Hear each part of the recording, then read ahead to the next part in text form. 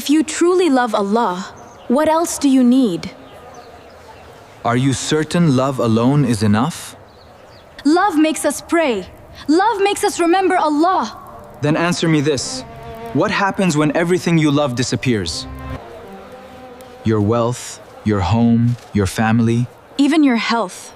Healthy. Would your faith remain strong?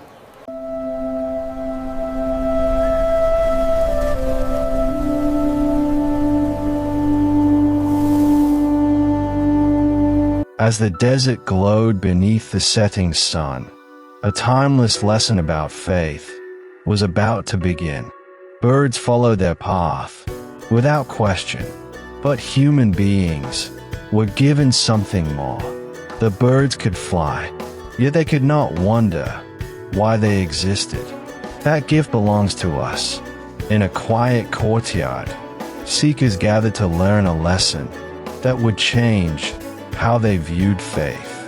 The wise teacher was Ilm. He had spent a lifetime studying both the heart and the mind.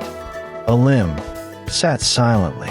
Sometimes the deepest lessons begin before a teacher even speaks.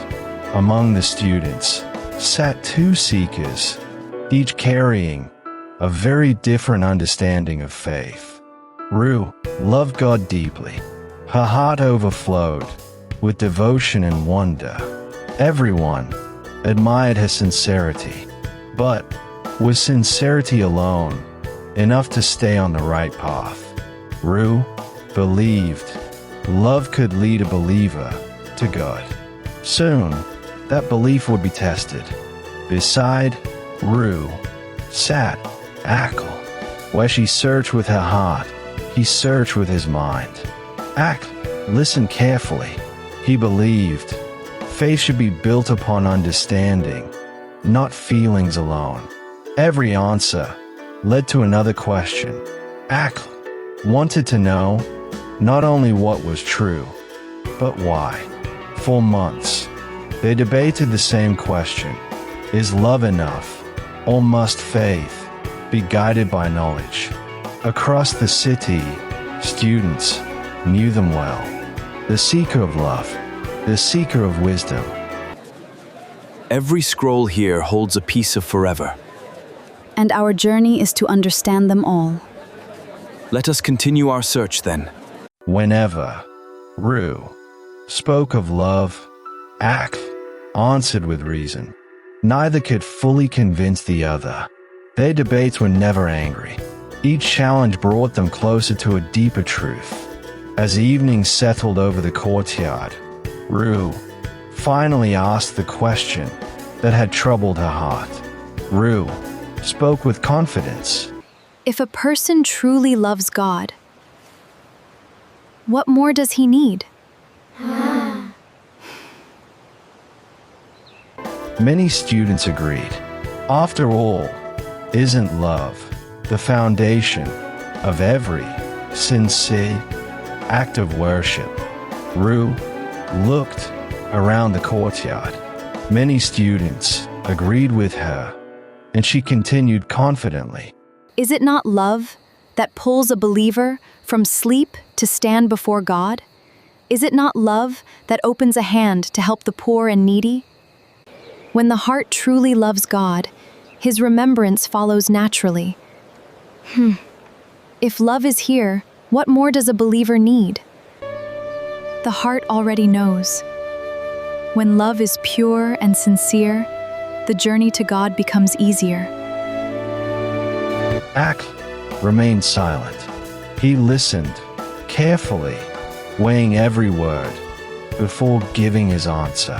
Finally, Akil gently shook his head. He respected Ru's sincerity, but something was missing. And how does the heart know which path to follow? The question hung in the air. For a moment, no one had an answer. Akil looked around the courtyard. Then, he calmly continued, inviting everyone to think more deeply.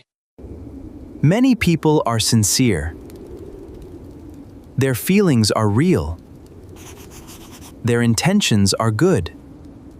But sincerity alone cannot make something true. A person can be sincere and still be mistaken. Let me show you what I mean. A thirsty traveler may chase a mirage because he sincerely believes it is water. The students looked at one another. Akel's example was simple, yet difficult to ignore. Love gives him the desire to drink, but knowledge tells him where the real spring lies. Rue grew thoughtful. For the first time, she could see a weakness in her argument. Can knowledge make someone love God? For a moment, Akel was silent. The question deserved more than a quick answer. Finally, Akel spoke. No. His answer was calm, yet it surprised everyone. The students exchanged puzzled glances. If love was not enough, then what was missing? Akel looked around the circle. He wasn't rejecting love. He was trying to complete it.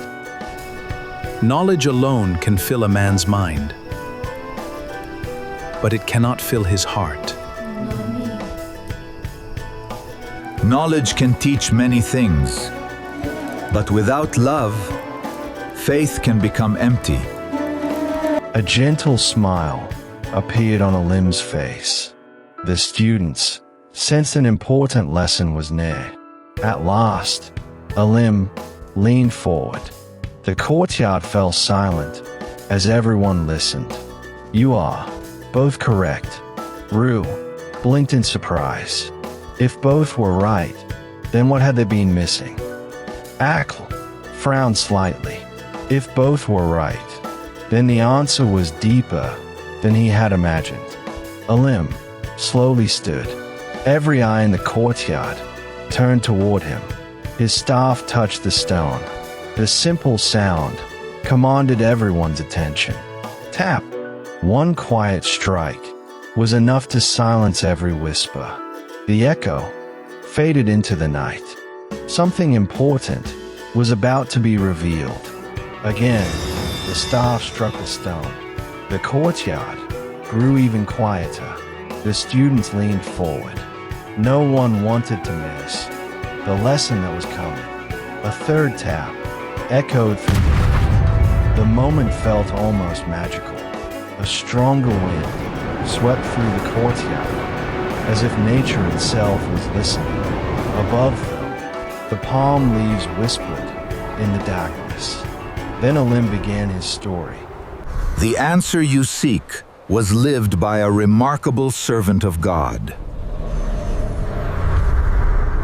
Long before either of you were born, there lived a man whose faith would be tested. A servant of God answered this question. His name was Ayuub. The students exchanged curious glances. What did Ayuub have to do with love and knowledge? Rue recognized the name. She knew about Ayuub. God loved him very much, and Ayuub loved God. Akel leaned forward. He sensed that Ayub's story held the answer they were seeking. Ilim gazed at the stars above.